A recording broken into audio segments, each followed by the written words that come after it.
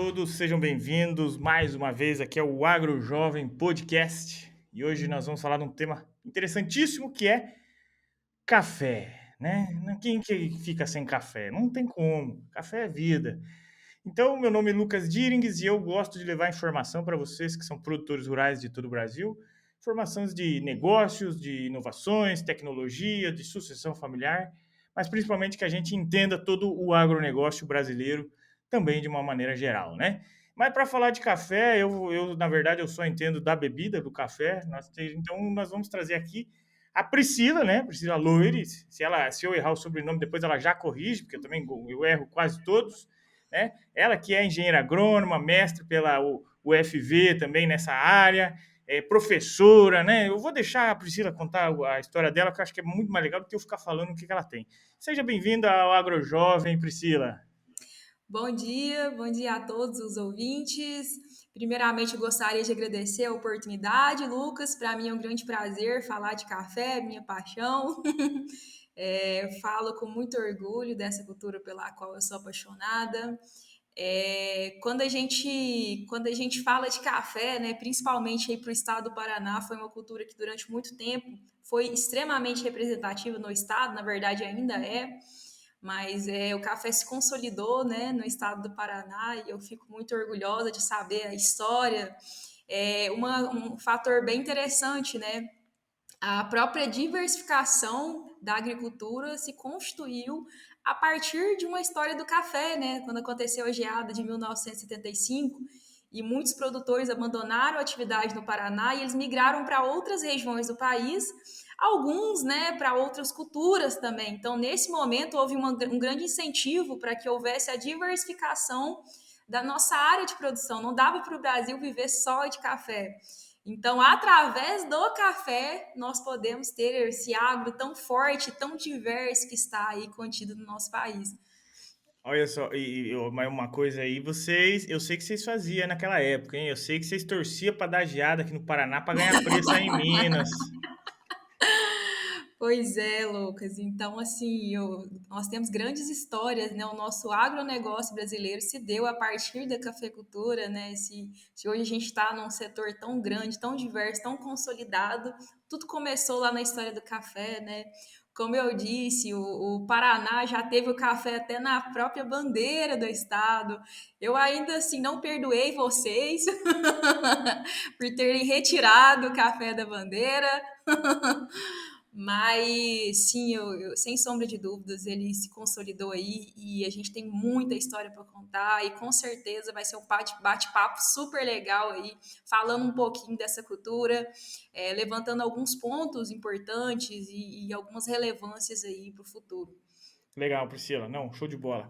Agora, vamos para o nosso público entender que o café é mais regionalizado, né? Ali um pouco de São Paulo, Minas.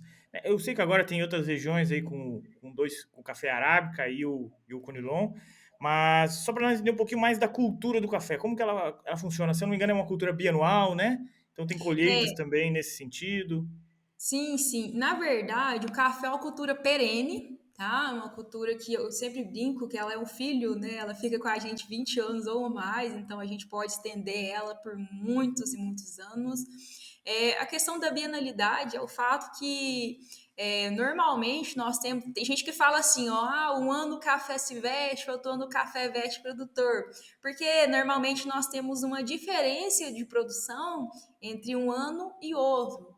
Por exemplo, agora nós estamos em 2023, nós temos um ano de bienalidade negativa no café, onde a gente espera que a produção desse ano seja relativamente menor do que no ano anterior. Mas é claro que com tecnologia, irrigação, todas as técnicas que a gente vem empregando, a gente está reduzindo muito essa bienalidade do café, mas ainda é uma característica da cultura.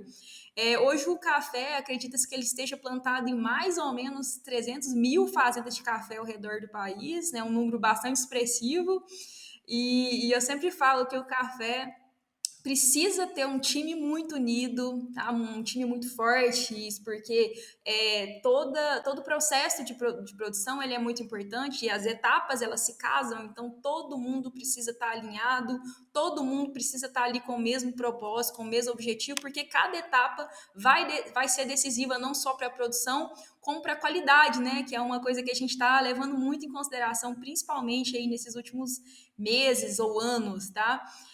Hoje, só para você ter noção, a média de produtividade nacional é em torno de 27,4 sacas, tá? Então, a produtividade ainda baixa. Isso mostra que a gente ainda tem um longo desafio a percorrer, a gente ainda precisa mudar a realidade. Tem muita fazenda produzindo com tecnologia de ponta, com produtividades, principalmente aqui no Cerrado Mineiro, nós temos patamares de produtividade nunca alcançáveis em nenhum local do mundo, mas a gente ainda precisa diversificar e levar esses patamares produtivos para outras regiões do país. Então, quando se fala de café, a gente pode estar falando de variações muito grandes, né? Não só de qualidade, como também de produtividade. Cada produtor tem uma realidade. E uma coisa que eu sempre falo é que nos últimos anos a gente foi convencionado a focar em produtividade, né? A nossa régua de performance para entender se a cultura estava indo bem dentro das propriedades sempre foi produtividade. Só que nos últimos anos, né, tudo mudou, né? O consumo sustentável cresceu, então as pessoas estão cada vez mais preocupadas com sustentabilidade. Então a gente tem que levar isso para dentro das fazendas. Outro ponto bastante importante é a questão de qualidade, né? Acho que a gente nunca falou tanto de café especial, de nuances do café, né? Então, isso mostra que a cafeicultura atual ela é bem diferente da tradicional. Aqui a gente está Exato. trabalhando outros pontos que também podem alencar aí ainda mais a viabilidade dentro da cultura, sabe? Hoje ela cresceu e expandiu de uma maneira tão sobrenatural que a gente precisa levar em consideração todos esses pontos, a comercialização, a venda. Então, hoje a gente está preocupado com toda a cadeia de produção em si. Mas assim, como que o café ele se tornou essa cultura tão importante para o Brasil? Que hoje a gente está vivendo essa questão da gourmetização, da qualidade, mas isso é um outro patamar já que a gente está Sim, chegando, né? Como que ela se tornou tão importante, né? Porque hoje quem que vive sem um cafezinho, né? O mundo não vive sem um cafezinho. eu certamente não. Lucas, o café ele faz parte da história do nosso país, né? Grandes centros, cidades foram consolidados a partir da cafeicultura, né? O próprio desenvolvimento da agricultura, como a gente estava falando, faz parte da história de milhões de brasileiros, tá? Eu sempre falo que trabalhar com café é diferente de todas as áreas que eu já tive a oportunidade de conhecer, porque pessoas que trabalham com café são apaixonadas, são envolvidas. Em nenhuma outra área eu encontrei pessoas tão apaixonadas, com brilho no olhar, como eu me encontrei na cafeicultura. E às vezes a gente fala assim, encontra pessoas que também trabalham na área, e a gente fica assim, sabe, falando de café, viajando, assim, é muito bom, chega a ser até romântico, né, chega a ser poético, né, falar de café. Então, hoje os produtores, né, são muito apaixonados pelo que eles fazem. Eu já vi muitos desafios, muitas épocas que o café estava com preço baixo, mas tem paixão, tem brilho no olhar em produzir café, principalmente porque hoje a maioria dos produtores que me preocupam ou que me procuram, né, para fazer algum projeto, eu sempre pergunto, mas assim, você vai começar um projeto de café, mas por que café? A maioria deles fala que porque eu vi na cafeicultura, porque as minhas gerações, o meu pai, o meu avô produziu café, então essa cultura, ela passa de geração, assim como essa paixão, né? Meu avô produziu, então eu tenho uma memória afetiva com o café e eu preciso continuar, né? Aquela coisa da gratidão, né? O café foi responsável por manter, por sustentar a minha família durante muitos anos. Então, eu acredito que isso também é importante levar isso para os meus filhos, para os meus netos. Então, o café tem toda essa afetividade que é importante para o contexto de produção. Porque diante de tantos desafios, se a gente não fosse realmente apaixonado por aquilo que a gente faz, com certeza muitos produtores já teriam abandonado a atividade devido a todas as dificuldades e limitações que a gente encontra aí. Além disso, o café ele é muito importante para a economia nacional. Então, quem produz café já sabe, né? É uma cultura que a gente tem estabilidade por ser uma commodity. é uma cultura que é a longo prazo, então vai te gerar aí renda por muitos anos. A gente pode falar também que essa estabilidade em termos de café, né, que eu considero que é uma coisa boa, mas de certa forma também pode trazer alguns prejuízos, porque durante muito tempo o Brasil se acomodou em ser um grande produtor de matéria-prima, e eu acho que isso precisa mudar, né? Não dá só para a gente produzir para o restante do mundo e, infelizmente, nem sempre ficar com a maior fatia do bolo. Temos que trabalhar em cima disso, né? Por isso que a gourmetização ela é importante. Você falando, né, do amor do produtor rural. Ano passado eu fui lá para Varginha e conheci a Fazenda dos Tachos, né? Fui na Café também, lá entender um pouco mais da pesquisa, né? O cooperativismo aí também. A gente, como empresa, atende também se não me engano, é Cooper né? Cooper Citrus. Então tem um pezinho ali. E outra frente que eu achei legal é que a gente na Fazenda dos Tachos é uma propriedade familiar, né? E eles cuidam com muito carinho, eles fazem praticamente todo o processo, eles têm um café de qualidade. É uma fazenda que você via assim na sua estrutura, né? As casas e tudo mais. É uma fazenda de muitos anos, de muitos. Olha, se eu chutar aqui, deve ter uns 100 anos aquela fazenda lá. E foi passando de gerações, né? Geração para geração. E um processo totalmente artesanal, o trabalho, né? Desde a secagem lá, eu vi que ele tinha uma caixa escrito estação meteorológica, onde ele tinha os medidores e um caderninho, né? E ele ficava todo dia vendo como é que tá o vento, como é que tá a temperatura, como é que tá a umidade, por causa que tá secando o café ali no pátio, né? Então, são questões climáticas que envolvem e ele tá lá prestando atenção. E o produtor lá, né, um senhor, lá onde é que ele estocava o café, você talvez vai entender o processo melhor do que eu, né? Um processo que ele estocava para descansar, digamos assim. Ele colocava uma música para harmonizar o ambiente, né? O filho dele não acreditava muito, mas ele colocava música, né? Para harmonizar o ambiente. Aí a discussão às vezes era que tipo de música que o café queria ouvir. Já estava assim, já, né? Uma música mais calma, uma mais agitada, uma mais zen, né? Então, assim, é um amor muito grande. Quando a senhora lá foi fazer o café para nós, falou, nossa, primeiro que eu descobri o que, que é o café. Porque aqui no Paraná não chega o café, só chega os paus, chega os negócios moídos, chega uns negócios assim, não chega o café mesmo, né? Se você quiser comprar café vai ficar mais caro. Porque Como ele eu disse, né? Na dúvida, compre café puro. é melhor, veja o grão, porque vem uma mistura lá que você fala assim, e aí, acredita que o povo aqui toma café com açúcar, né? Aí eu falo, não, gente, eu já comecei sem açúcar, melhorou. Mas quando eu fui para Minas, eu falei, não, isso aqui que é um café, né? E ele fez lá você vai entender melhor, numa prensa francesa, um negócio assim chique, né? Aí eu Uhum. experimentei um café eu já fiquei alerta. Eu falei, nossa, mas lá no sul eu tenho que tomar uns 4 cafés desse aqui para dar uma baqueada dessa.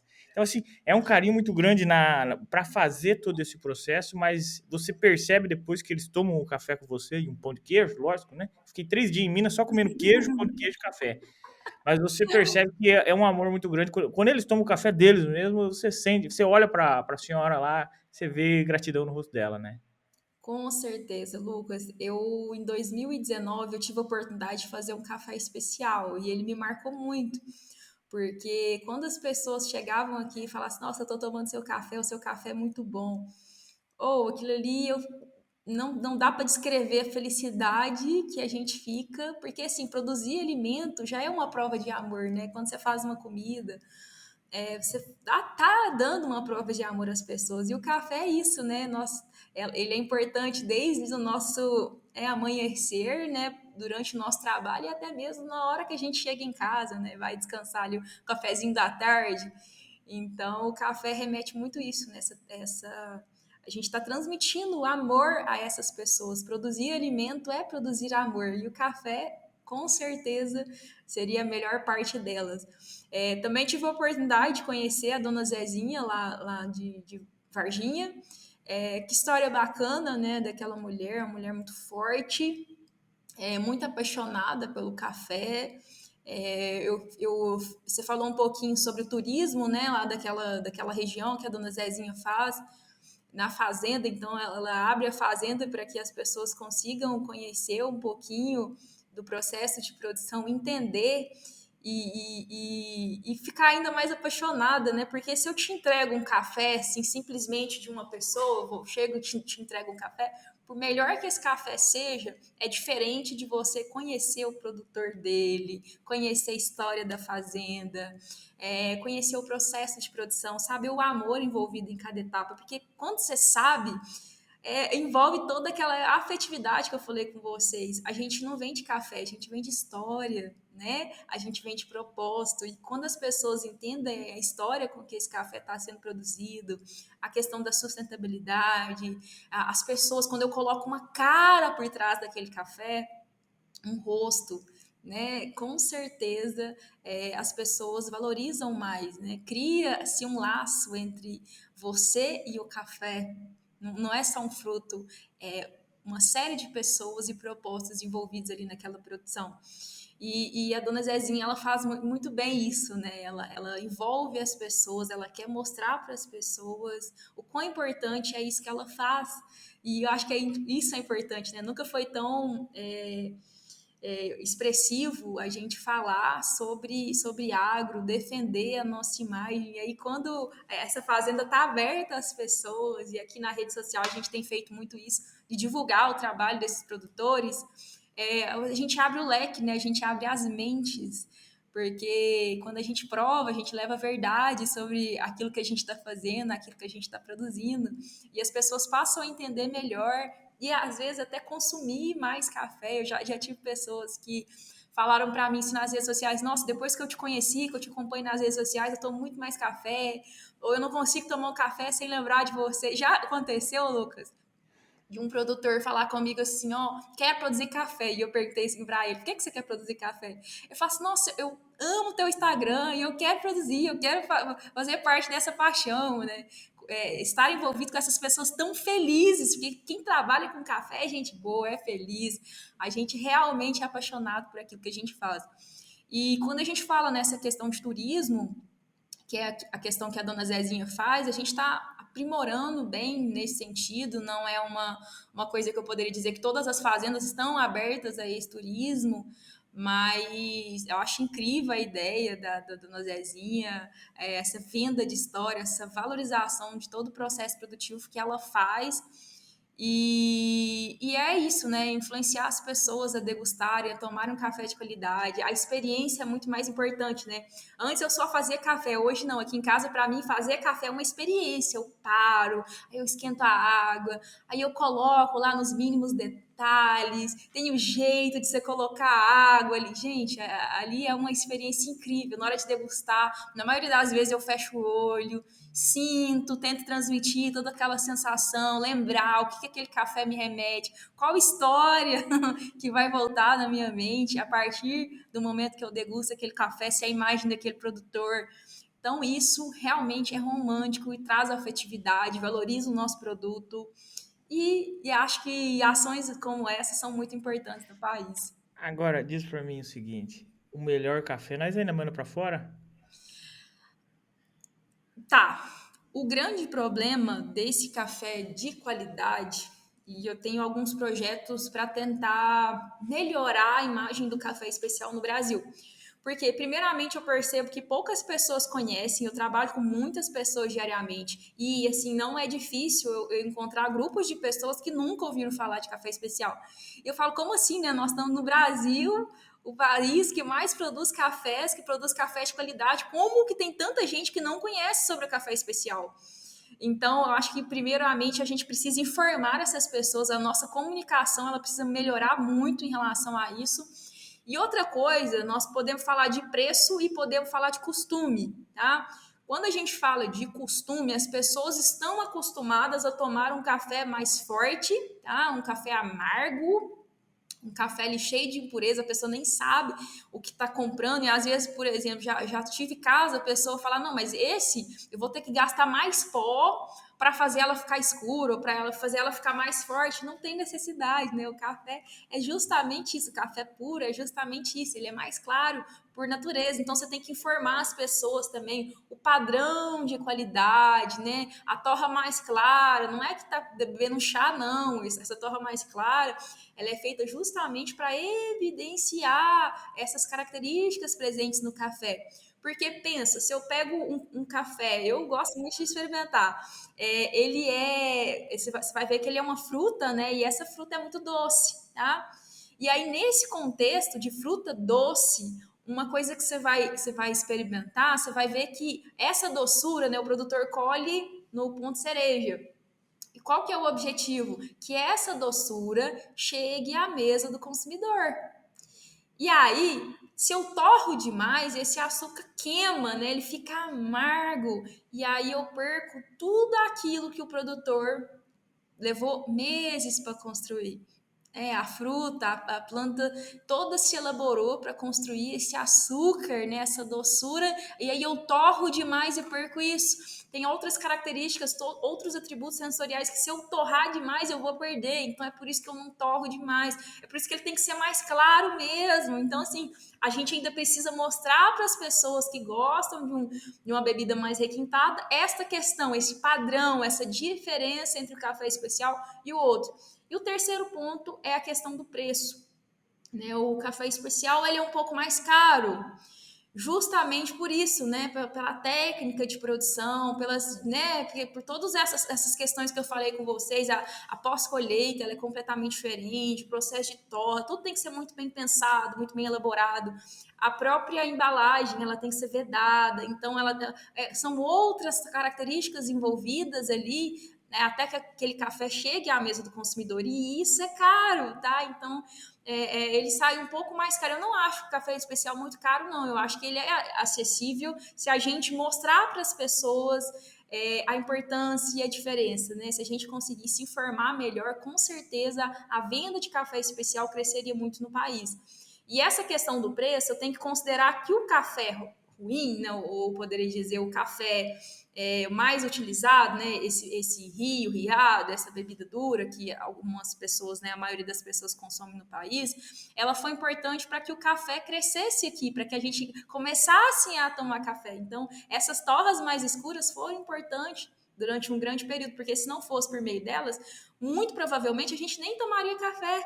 Hoje a gente é um dos países que mais consomem café no mundo. Hoje cada brasileiro consome, em média, 7 xícaras de café por dia. Tá? É Nós muita somos coisa, né? É muita coisa. muita coisa. Então, assim, esse café assim de qualidade um pouco mais baixa, eu poderia dizer que também é importante, né? Hoje eu falo assim, o meu grande lema é consomem café, né? Eu quero que todo mundo consuma café, independente se esse café vai ser o bom ou ruim. É claro que a gente tem a missão de informar, de realmente mostrar às pessoas a importância do café especial, né, a diferença dele, mas eu não quero que as pessoas deixem de consumir café, tá? Inclusive, quando o preço do café subiu muito, né, lá com a geada de 2021 e que a saca foi a 1.500, aí muitas pessoas torcendo para esse café chegar a R$ 2.000. Eu não poderia entrar nessa torcida, porque se esse café subir demais, muitos brasileiros poderiam deixar de consumir café e consumir né, trocar esse café por outra coisa. Eu não quero. Eu não quero que as donas de casa abandonem o seu cafezinho diário, porque se ela for acostumada a tomar café, fica muito mais fácil eu levar o café especial, eu implementar outras histórias ali, você entende? Entendi, não. E outra, entender o tipo de café que a gente toma é muito essencial. Por exemplo, eu estou numa região que a gente tem dois tipos de modos de fazer o café, tá? Tem o coado e tem aquele da Nescafé, aquele pronto lá, né? Digamos, você só coloca ele lá dentro. A Então, assim, cápsula, né? não é nem da cápsula, é aquele Aquele. café solúvel, sabe? Ah, sim, vocês tomam muito Eu aí. eu particularmente não gosto, parece um negócio meio estranho. Depois que eu tomei café em Minas, ficou difícil aceitar outros cafés também, né, outros jeitos de fazer café. Mas aquele lá já não me desce, eu tenho em casa já não vai mais, assim, é só raramente. Agora, o coado é um jeito de fazer mais interessante.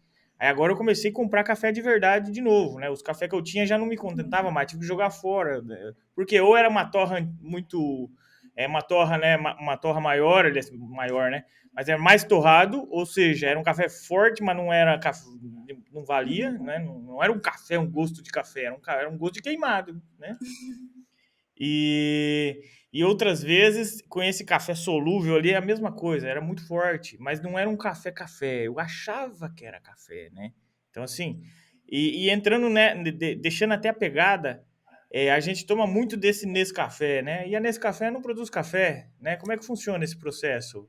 É, Então, na verdade, a gente tem várias empresas, né, que são destinadas hoje à produção de cafés, tanto cápsulas, a questão do solúvel ou do pó de café mesmo, mas normalmente, grande parte dessas empresas, para ter viabilidade e colocar um café acessível aí à maioria dos consumidores, eles acabam comprando uma bebida com impurezas, com muitos defeitos, então e isso acaba que, se você entender de café mesmo, eu já dei um curso de classificação para alguns alunos, e aí eu fiz eles sentirem o cheiro, nesse cheiro que você falou de queimado, né, de carbonizado. Não, mas peraí, isso aqui não é cheiro de café, isso aqui é cheiro de carvão, isso aqui mostra que está queimado. E durante muito tempo eu também tomei muito essa bebida de qualidade um pouco mais baixa. E aí, depois que eu fiz classificação e degustação de cafés, ou que eu sou classificadora e degustadora de cafés, depois que eu entrei nesse processo, eu comecei a sentir o gosto de tudo. E hoje eu entendo o gosto sensorial, o gosto da broca. Aí, esses dias atrás, eu fui tomar um café num local que eu tomava muito, que eu era muito habituada em tomar o café. E quando eu coloquei o café especial na boca, as primeiras vezes que eu degustei, eu achava o quê? Que o outro era melhor, ou seja, eu associava o ruim como bom, porque o ruim me traz memória afetiva, porque o ruim eu acostumei tomar a minha vida toda. Aquilo para mim era café. Então, nos primeiros momentos, eu tive muita dificuldade de colocar o café especial, entender que aquilo era melhor. E aí eu fui passando, fui degustando, fui sentindo o cheiro, a broca, quando que ele fermenta demais, quando ele fermenta errado, todas as variações, as impurezas, tudo que poderia transmitir determinado sensorial. E quando eu voltei a tomar esse café, que eu estava habituada a tomar, porque era no meu ambiente de trabalho, na hora que eu coloquei na boca, eu senti o gosto da broca na hora. E eu falei, nossa, tipo assim, na mesma hora eu cuspi. Falei, não, não dá pra tomar isso aqui mais. E aí hoje eu fui cafequizada, né? Não consigo tomar eu sei como é que café é ruim isso. mais. Eu voltei pro Paraná, eu fiquei um tempo assim que eu tava só rejeitando café. Falei, não, não dá E não. o problema é quando você vai na casa das tias, né? Das pessoas que te trazem uma certa afetividade e elas fazem o café com todo amor, com todo carinho, assim, como é que você vai. Nossa, tem Não, hora que a gente. café com amor e carinho eu ainda bebo. O problema é com açúcar no meio. É café forte, é ruim com açúcar. Aí você olha e você fala assim, não, não, por quê? Né? Mas faz Uma, parte, faz parte. Mas me diz uma uma coisa que coisa. eu sempre falo é que café com açúcar é chá, mas a maioria das pessoas não estão preparadas para essa discussão. Não, não, não, não. Eles ainda questionam como que a gente toma sem açúcar. Eu falei, não, mas é que é o seguinte, veja bem, não dá, né? Mas tem dois tipos de café, né? Tem o Conilon e tem Sim. o Arábica, né? Qual que é, na prática, na bebida, sentimos diferença ou o pessoal mistura? Como que funciona hoje? Bom, normalmente, né, no Brasil, nós temos duas espécies de cafés, o arábica e o robusta, né? O robusta, como o próprio nome diz, né, ele é mais robusto. O café arábica é uma bebida leve, uma bebida aromática, é uma bebida que tem muito sensorial, a gente consegue entender, principalmente aqui, quanto mais diversa for a região, o terroir, né, que a gente chama, a gente pode encontrar diversos sensoriais na bebida arábica.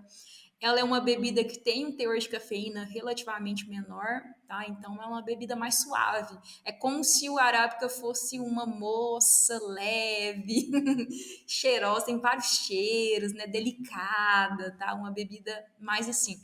E já o robusta, ele é um café cultivado em regiões mais quentes, tá? Hoje ele tem um teor de cafeína muito maior, ele tem um cheiro muito marcante, dá um corpo para a bebida.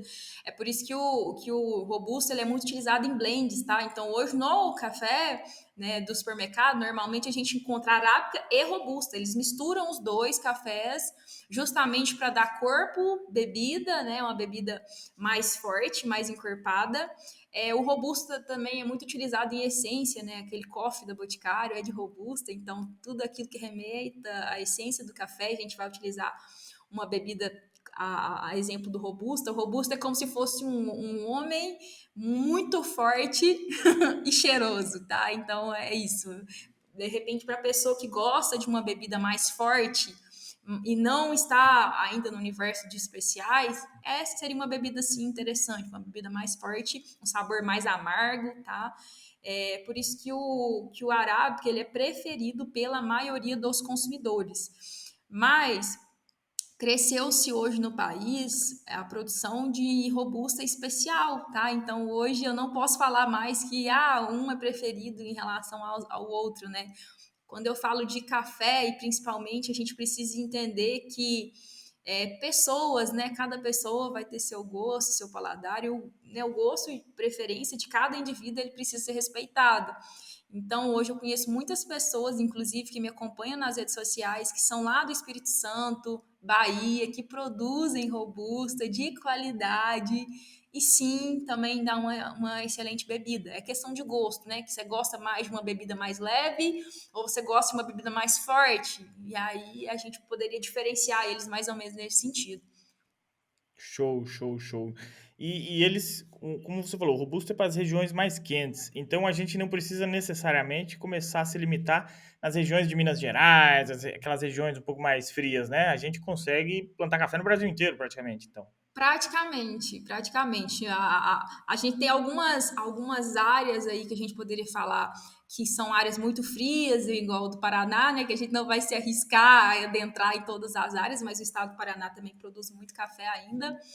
Mas ele é uma cultura que eu poderia dizer assim que ele se adaptou muito bem às condições nacionais, tá? Então a gente poderia sim plantar café em vários estados nacionais.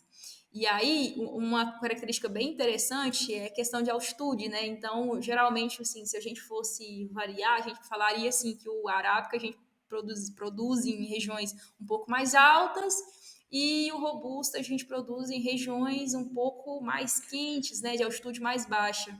Mas os dois podem ser utilizados para exportação também, né? Normal, Sim, como sim, commodity, né? os dois são exportados como commodity, mas o arábica Ah, ele tem uma valorização um pouco maior em relação ao robusta. e quando a gente pensa em regiões produtoras de café, às vezes eu estou indo comprar café e começou agora a ter algumas marcas que trazem, ó, esse aqui é do sul de Minas, esse aqui é do Triângulo Mineiro, esse aqui é ali de São Paulo. Aí eu falo, tá, mas eu queria café. E aí eu fiquei confuso, peguei os três na última vez, né? Peguei os três, falei, vou experimentar aqui, daí eu vou degustando. Pra mim é um café só, né? Uma caneca, duas ali, é tranquilo.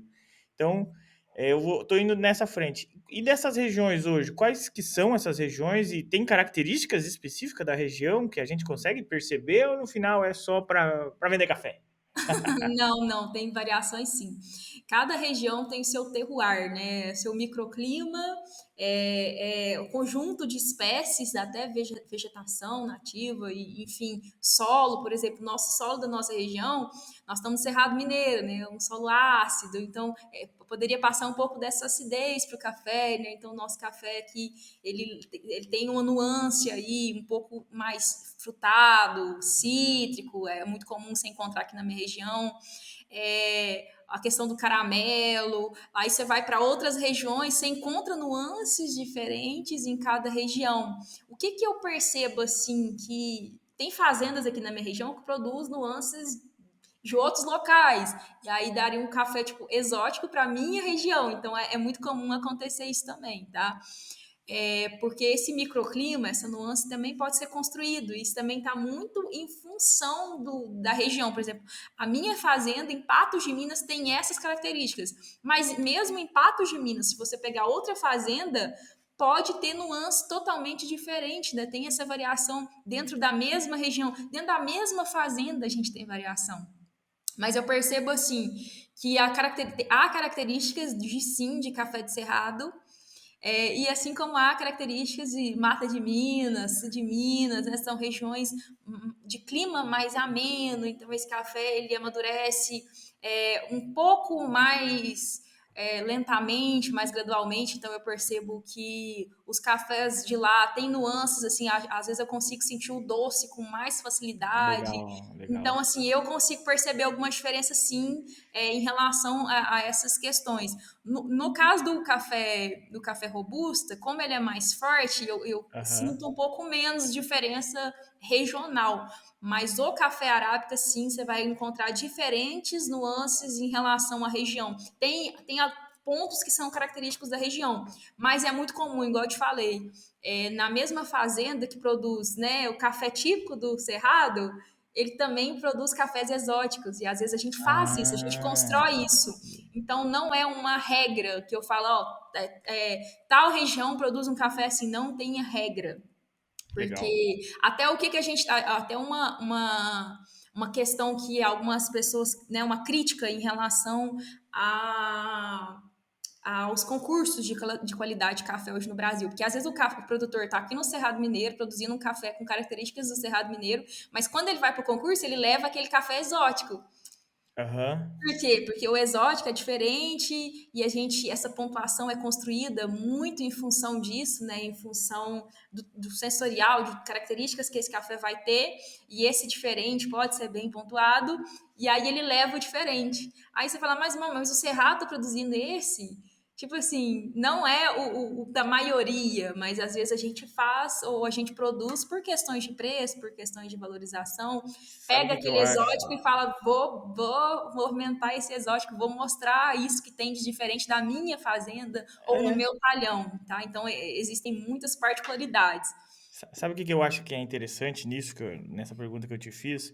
Porque eu sou a favor total da criação de valor, né? A gente agregar valor ao produto que nós já temos. Então, quando a gente coloca uma marca, coloca uma região, coloca um diferencial, dá uma gourmetizada, digamos assim, a gente agrega valor para a região. Por quê? Porque a gente, cá entre nós, a gente é o maior produtor de café do mundo. Mas nós é o país que mais lucra com o café hoje? Não é, né? Então, assim, como que a gente cria valor? É dessa maneira, não é, Priscila? Com certeza, você tocou em cima do meu grande propósito, que é mudar essa realidade, né? Não dá para sermos o país que mais produz café e não sermos o país que mais lucra. É. E uma coisa que eu sempre falo, que não tem como crescer lá fora sem crescer aqui. A gente precisa, se a gente não está conseguindo, né, mostrar para os brasileiros a qualidade daquilo que a gente produz, como que a gente espera, né, movimentar isso em termos internacionais? A gente precisa crescer aqui, a gente precisa mudar essa opinião popular dos brasileiros acerca da cafeicultura, acerca do nosso agro e principalmente mostrar aí a qualidade e a diferença existente nesses cafés para que a gente consiga trabalhar isso, vamos dizer, em termos mundiais, tá?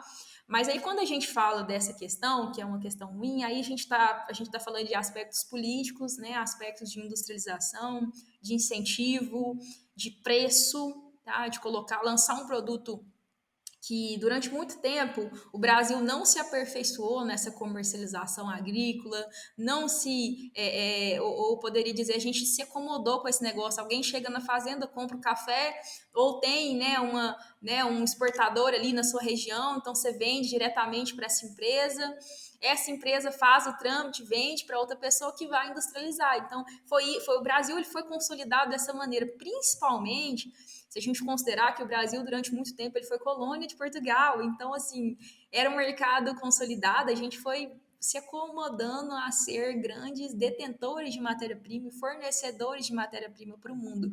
Enquanto isso, outros países e outras pessoas se aperfeiçoaram na comercialização, na industrialização. E eu nem falo que essas pessoas, né? Ontem eu estava discutindo na aula com os meninos sobre isso. Eu nem falo que essas pessoas são vilões, porque a vida funciona assim. Se a gente não faz, tem quem faça. Sempre vai ter alguém que vai fazer. Se o Brasil, enquanto o produtor achar que isso é difícil, que não tem como fazer, vai ter uma pessoa que fala: não, é difícil? Mas eu estou disposto a fazer. Eu estou disposto a correr esse risco. Ou melhor dizendo, eu vou pagar esse preço. E aí, essas pessoas corajosas que vão arriscar, com certeza poderão alcançar sim esse sucesso. E não Legal. se trata de entender essa pessoa como vilão. Hoje eu não vejo a Alemanha, né, que lucra mais com o nosso café do que nós mesmos, a grande vilã. Eu não vejo os exportadores os vilões. Eu vejo que eles se aproveitaram de uma deficiência nossa. Então não dá para ficar chorando e falando, ah, tá assim, não, peraí. O que a gente tem feito? Quais são os produtores realmente envolvidos nisso, que querem mudar essa realidade? O que a gente tem feito? Será que a gente tem buscado apoio político, procurado essas frentes, né, de comercialização, entendido melhor e lançado pontos e estratégias para mudar essa realidade? Porque quando vem o problema, não tem como chorar, tem como, né, reclamar ou tem como tentar mudar essa realidade. Lançar um produto novo no mercado é difícil? É. Competir com os alemães que já têm um mercado estabelecido é difícil? Muito difícil. Mas nós temos que começar a fazer. Ou reclamar a vida toda disso. Aí não vai A para gente vai frente. continuar no colônia. Exatamente. E outra, nós não podemos ficar refém de preço de commodity. Agregar valor, né? Isso faz gerar uma economia local e o produtor começa a ver diferença na rentabilidade, ele começa a ver que dá para inovar em outras frentes, né? A gente vê hoje, tem muitas questões, né? Principalmente no café começando também, até a cafeicultura regenerativa, daí tem a questão de bioinsumos. Tudo isso são mudanças que vem fazendo, mas que ele percebeu que alguma mudança que ele fez antes funcionou, que pode ser um café mais artesanal, algo mais gourmetizado, de mais qualidade, mas que isso vai levando a mente aberta para o campo, no manejo, em outras frentes também, né? Com certeza, Lucas. Quando a gente enxerga commodity, e quando a gente fala de commodity, a gente está falando de estabilidade, então também tem uns pontos positivos. Mas hoje eu enxergo que cada fazenda, primeiro, ela tem uma realidade, ela tem uma história, ela tem um custo de produção, né? Esse custo de produção ele é muito variável dentre as fazendas. E aí, quando você joga lá na commodity, esquece a forma que ele foi produzido, a história da fazenda, a história do produtor, o custo de produção. Então, tem época que o café é viável para uns e não viável para outros. E isso é muito ruim, né? Você chegar num Com certeza. patamar que chega lá, todo mundo é igual. O teu capricho parece que não é exportado, né? Entendeu? E isso é muito ruim, né? Acho que é o principal gargalo. E assim, o que você percebe? Às vezes acontece intempéries climáticos, às vezes o produtor tem. O ano passado, né, nós tivemos granizo, nós tivemos frio, nós tivemos calor, nós tivemos regiões cafeiras que ficaram 7 meses sem uma gota d'água. Aquela condição que a gente via só no Nordeste chegou nos outros estados, chegou em Minas Gerais. Então, outros fatores que fizeram que o produtor tivesse, sim, algumas percas significativas de produção. E aí chega no mercado, o mercado não quer saber. Se tem café estocado lá, não tem jeito. Tipo, não, eu pago tanto. Se você quiser, é isso. E muitas vezes eles ganham, a maior oneração, né? Seria o quê? Ganhar em cima de comprar café baixo do Brasil. É isso, porque quem comercializa, né? Se você tem uma indústria, onde você pode ganhar mais? Comprando a matéria-prima barata. E Exato. assim, e mesmo quando a gente fala de commodity, a gente também é muito pouco eficiente em comercializar o café. Nós sabemos que de junho a setembro, né, maio a setembro, dependendo da região, nós iniciamos a colheita do café, então é o momento que a gente vai ter maior oferta de café e, consequentemente, menor preço. E aí a minha grande pergunta é por que a maioria dos produtores deixam para vender nessa época? Ah, professora, mas todo mundo compra mais nessa época. Compra, porque está tendo promoção de café. Não, e outra, é que muitas vezes eles têm financiamento para pagar, eles têm conta lá para pagar, que eles não se planejaram, porque a gestão financeira também não é o que eles fazem de melhor na maioria das vezes, né? E o que acontece é que eles têm que pagar, é que nem o produtor de grãos aqui, às vezes ele tem que pagar as contas 30 de março, tá, mas daí a colheita já tá no auge e o preço tá despencando agora de soja. Mas agora ele tem que pagar a conta, não se planejou com antecedência. Então, às vezes a questão do próprio negócio rural atrapalha ele a ganhar mais dinheiro na produção, né? Então, faz parte do jogo também. Exatamente. Planejamento é extremamente importante. Eu falo que saber comercializar é tão importante quanto saber produzir. E, infelizmente, nós não estamos sendo eficientes nisso. A gente cai Sabe? Se a muito em gente boato já de mídia, né? Influencia o mercado e o produtor vai na onda e quando vê tá vendendo. Se a gente já sabe, né, que a gente já está na mão do mercado por vender commodity, né, trabalhar só com commodity, ou em sua grande maioria. Então a gente já está um pouco refém. E ainda você vai vender na época da promoção. Eu sei que é difícil falar, mas assim, exige um planejamento, exige uma cautela. Tem momento que o café está com preço bom, o produtor não vende achando com especulação de que esse café vai subir de preço, exemplo do que aconteceu em 2022. Né? O café chegou a R$ 1.500 em 2021, depois ele caiu, mas os produtores acreditavam que esse café ia bater 2.000. Então tinha café de 1.300 na entre-safra, de 1.200, de 1.100, que o produtor se recusou a vender. E aí, qual o momento que eu vi mais produtor vendendo? Quando o café caiu, acho que foi em janeiro, final de janeiro, quando o café chegou a R$ 900. Aí eles ficaram desesperados, que já baixou demais, e começaram a vender. O que aconteceu? Março, o café subiu novamente, que não era esperado. Na verdade, a gente está logrado muito por questões macroeconômicas, então acreditava-se que teria uma crise internacional e que essa crise poderia diminuir o consumo de café no mundo. Então, isso fez com que o café diminuísse muito o preço, mas o mercado já observou que isso não ia acontecer, ou que se essa crise se estender, ela vai ser de dimensão muito menor do que o esperado, e esse café começou a subir novamente. E assim, se tratando de mercado, tudo é muito instável, tudo pode acontecer. E poucos produtores trabalham gestão de riscos, né? Acho que quase nenhum produtor contrata alguém para verificar qual que é o melhor momento de compra e venda.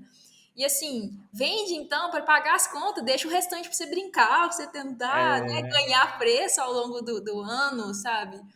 Isso é muito importante e acho que é um setor que a gente está falhando também e não podemos falhar, né? Porque o café já está produzido, a gente já entregou tudo que a gente tinha de melhor, né? A gente entregou o nosso amor, a nossa paixão, a gente entregou todo o nosso trabalho, todo o nosso esforço e chegou o momento da gente lucrar com isso, sabe? Então, é isso aí, Priscila, é isso aí. E eu trabalho com alguns produtores de café também, né? A gente tem a ferramenta de gestão financeira de propriedade rural, que é o e-produtor, e lá a gente consegue trabalhar os financiamentos, os custos de produção, como é que tá os estoques, né? E organizar isso num fluxo de caixa para ter visão do negócio. Por quê? Porque quando você, às vezes, mais precisa de dinheiro, é o pior momento para sair do mercado. Então, você tem que ter um planejamento a médio e longo prazo. Então, assim, se o produtor quiser conhecer, vale a dica aí. Priscila, mas agora vamos para a parte boa, estamos quase no final, que é o seguinte: tem um monte de jeito de fazer café. Eu sei que tem uma prensa, uma cafeteira francesa lá, que você mistura o café e depois você filtra.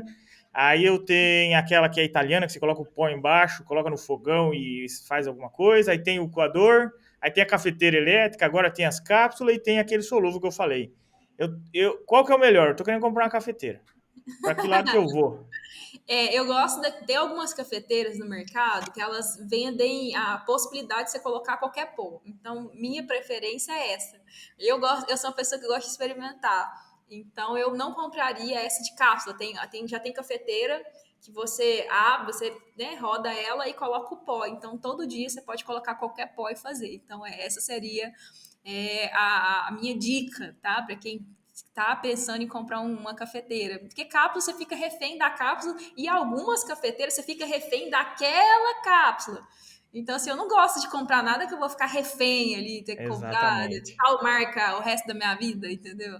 Então, cada um, mas eu sempre falo que o gosto e preferência de cada pessoa precisa ser respeitado. Se a pessoa, né, acha prático ali a cápsula, às vezes gosta de alguma determinada cápsula, tudo bem. Eu não gosto de ficar refém de ninguém.